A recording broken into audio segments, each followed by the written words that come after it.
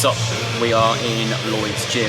I have my microphones. I don't know if you can hear them or not, because it's coming through the camera on this one. But they decided to lose all their charge and just die on me, basically. So, if you can hear me, great.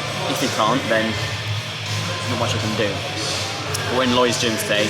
The main reason why we're in Lloyd's gym today in Exeter is because yesterday Body World told me, which I normally train at, that the system was down or there was some sort of electrical fault, power outage happened. So they did email me this morning saying that it's actually back up and running, but I didn't want to travel all the way to Plymouth and then have it go, oh actually we haven't fixed it. So I thought I'd come here, bit of a change of scenery. Lloyd's gym, Exeter, very, very, very, very, very quiet, which is nice. See if there's a microphone issue. So let's go.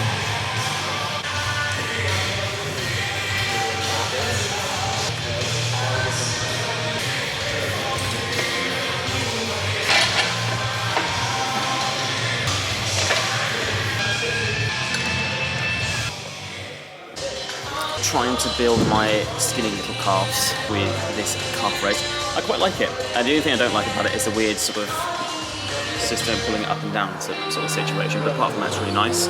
So usually what I do in my first set, I go for like a little pause rep at the bottom, so I stretch out the calf. The reason for that is to stop the Achilles tendon taking most of the strain. So once you stretch the actual Achilles tendon out, you get more of an effect in the soleus, so the actual muscle you want to essentially condition or strengthen. So once you get that little stretch, muscles under a stretch are going to activate more effectively. But this one, the Achilles tendon is a very, very strong tendon, so you want to dissipate any elastic tension or elastic potential within that particular tendon, and that's a really good way of doing it. So I do 25 reps, and then I kind of just feel my way through it. The second 2 sets after are going to be 12 reps, and that's kind of like fully sending it.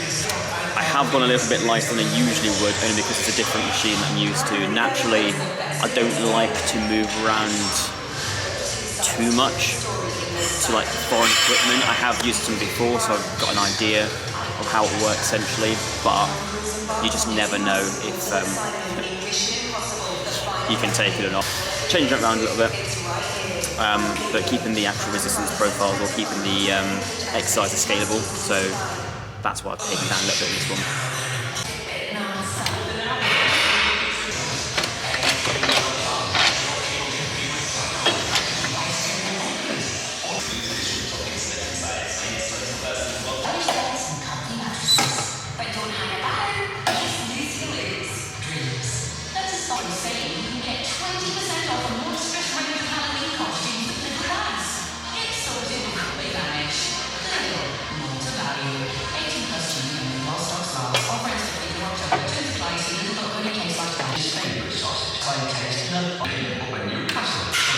Not so bad.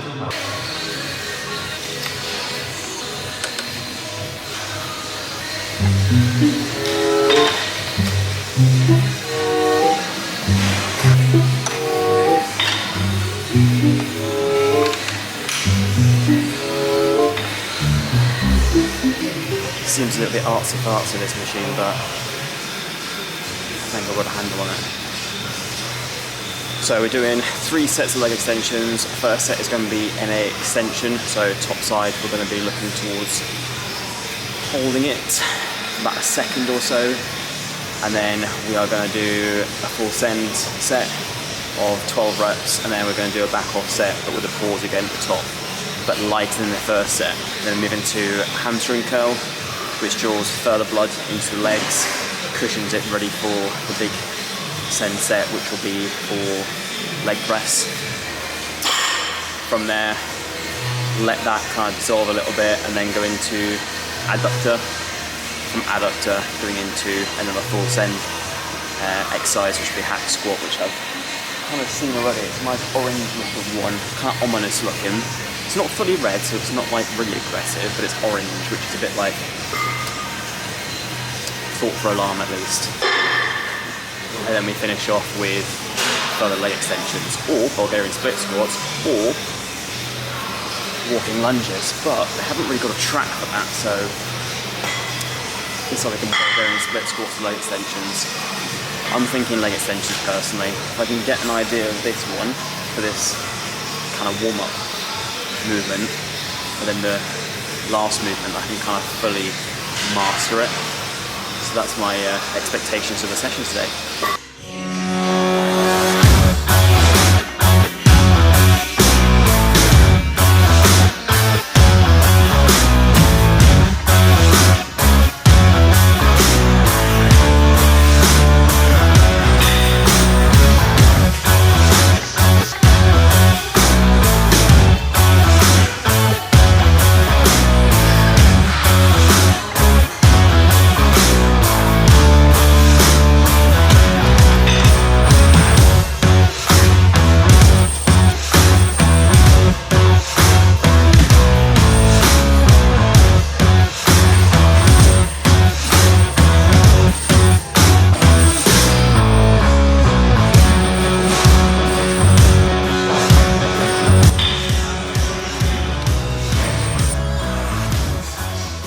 Okay, so I'll just go for something pretty impressive. They actually have 50 kg plates, iron cast.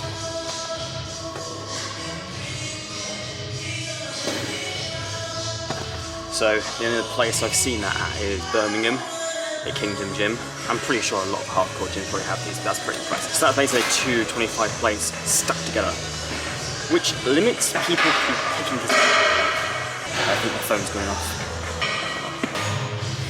Yeah, so I'm not too sure what I think about the actual 50 kg plates. I think it's a bit overkill. And it makes people think you're lifting less because there's only one plate. When you stack more plates, it helps your ego a little bit. So I'm just going to go with the 20s. But first, for safety parameters, because this is a different machine I'm used to, I'm going to do a little soft touch on it, see how it feels. Yep.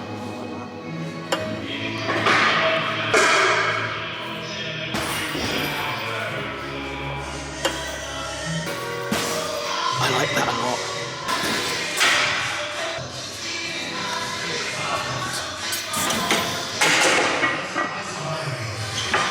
Okay, so I'll just load the bar up and we'll load the machine up with a 50 kg plate, because the amount of discussion I had with resenting it, I actually put it on because I'm a big boy and I need more plates, and I've basically stacked all the 20s. So I've got currently 270 on the machine. I'm going to try and get between 6 to 10 reps out. And because I'm a bit psychotic, I never actually look at the loaded weight before putting the actual plates on. So the actual machines usually have an unloaded weight. This one I haven't checked, and hammer strength usually has an unloaded weight. So I could get crushed into this. Send help.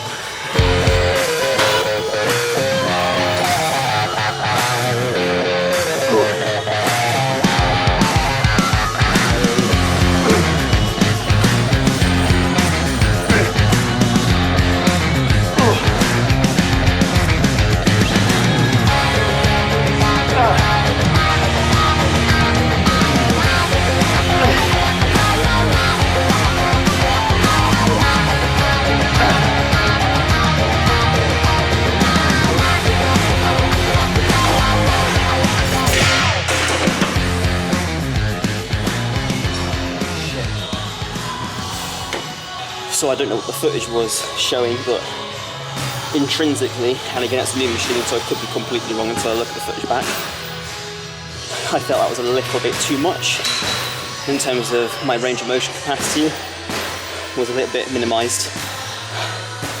A lot of the time when I judge myself, it's coming from a very, very sort of perfectionism area. So I'm a full-on perfectionist. I think any bodybuilder himself has to be.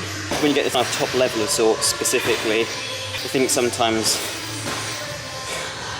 they can always turn the opposite way around in terms of you look at yourself and just being a bit hard on yourself. So I'll have to look at the footage back. If it looks like it's good range of motion, then awesome. If it's not, then, well, I'm never going to come back to the gym ever again. I mean, it felt alright, it felt good, it felt like a good amount of stimulus on board.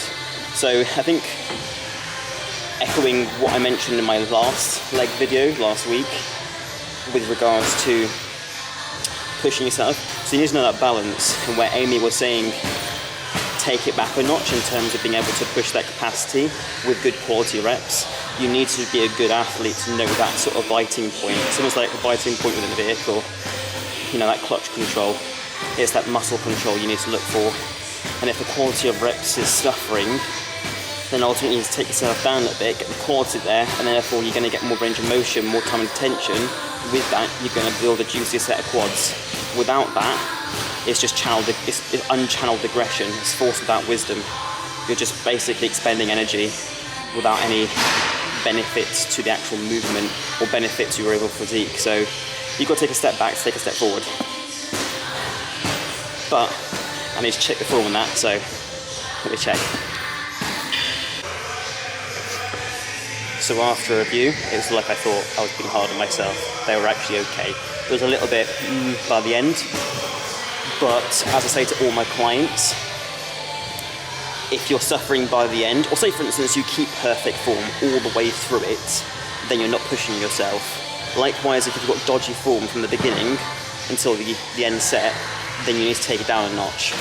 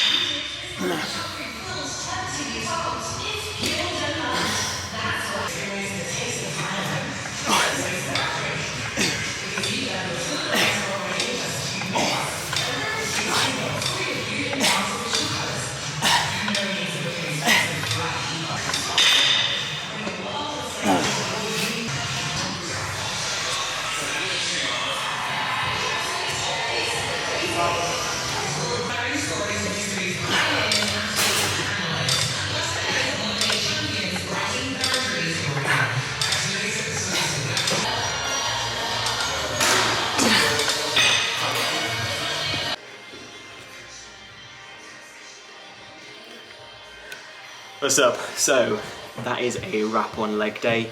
Really good pieces of kit which are tri-stay 4 legs. To be able to give it a full diagnosis in terms of marks out of 10, I'd have to do a full upper body day as well. It does look like it has some pretty decent hammer strength kit, which I've tried already today. It's got some Watson. The Watson was a hack squat. It's nice. Hammer strength, calf raise is really good. Hammer strength, leg press is really good. So it's got good pieces of kit here. But to adequately give it a mark out of 10, I'd have to come back for an upper body day. Marks out of 10, I'd say 7.5 provisionally, because I've only just done leg equipment.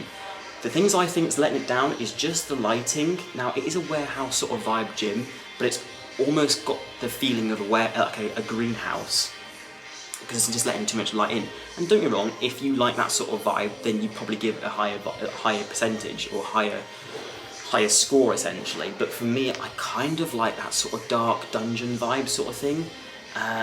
It has the capacity to do that, and I think it has, like I say, it's got a nice warehouse, it's got like a shutter gate.